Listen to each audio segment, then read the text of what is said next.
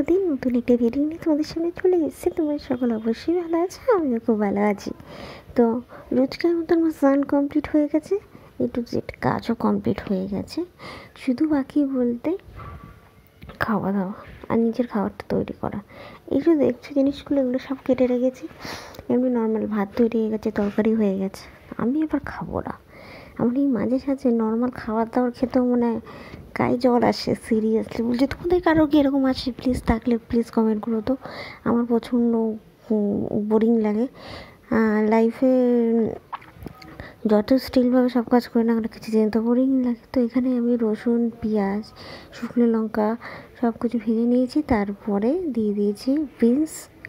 এখানে আরও সবজি অ্যাড করতে পারো, বাট আমি এখানে আর সবজি অ্যাড করব না। এখানে আজকে ডিম দেব, শুধু একটুখানি আলু কুচি করে দিয়েছি। সব কিছুই পরিমাণ আর পরিমাপ অনুযায়ী, কোনোটাই খুব বেশি দেওয়া নেই, না ভেজিস খুব বেশি দেওয়া আছে, না অতিরিক্ত ডিপ। সব কিছু রাইস অনুযায়ী প্রপার দেওয়া আছে। তো এটা হবে আজকে, বেশিরভাগটাই ঘিয়ে হবে, আর অয়েলটা অল্প একটু যাবে, যেটা ভাজার সময় দিয়েছি সেটাই। কিন্তু ওখানে কিন্তু ঘি দেওয়া হয়েছিল, আমি ওটা স্কিপ করে গেছি ভিডিওতে, প্লিজ কিছু মনে করো না। আর এই যে আমি রাইসটা দিয়ে ভালো করে নেড়ে নেবো। এখানে লঙ্কার গুঁড়ো অ্যাড করলাম, তোমরা এখানে গোলমরিচগুলো অ্যাড করতে পারো, কিন্তু যারা ঝাল কম খাও প্লিজ অ্যাড করো না। আমি ঝাল কম খাই বলতে এইসব জিনিসে ঝাল কম খাই, বাকি জিনিসপত্র তো ঠিকই থাকে। আমার ব্যাকগ্রাউন্ডে প্রচুর আওয়াজ অবশ্যই তোমরা পাও, প্লিজ তাতে কিছু মনে করো না, কেন রাস্তার উপরে তো প্রচুর আওয়াজই যাবে। 2 মিনিট স্ট্যান্ডিং টাইম দেবো, তারপরে আমি খেতে বসে যাব। প্রচণ্ড খিদা পেয়ে গেছে স্বাভাবিকভাবে। সকালবেলা তো উঠেছি না, তাড়াতাড়ি উঠে গেছি আজকে। ওঠার পর ভেবেছি না, এই কাজগুলো করে রেখে সেরে রাখি। একটু যে ছাকাছাক করে সব কিছু পরিষ্কার করে নিয়েছি।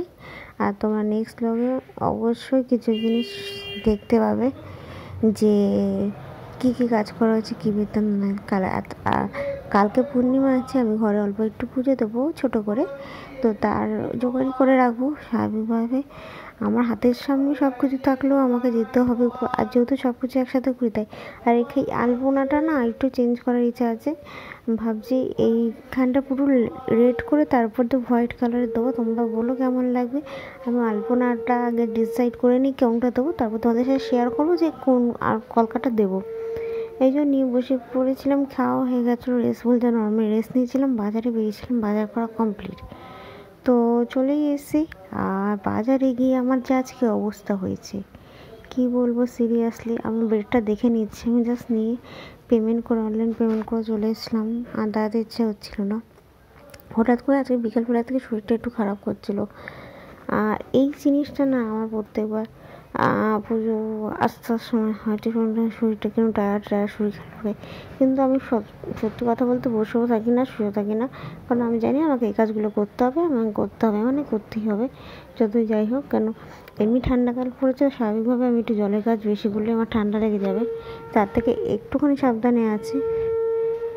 আর কি ঘটেছে বাজারে তোমরা অবশ্যই থাম্বনেল দেখে বুঝতে পেরে গেছো, বাট তাও তোমাদের সাথে আমি শেয়ার করে দিচ্ছি কি ঘটেছে। বাজারে গেছি, তো আমি দেখে আমি অবাক, সবজিপাতি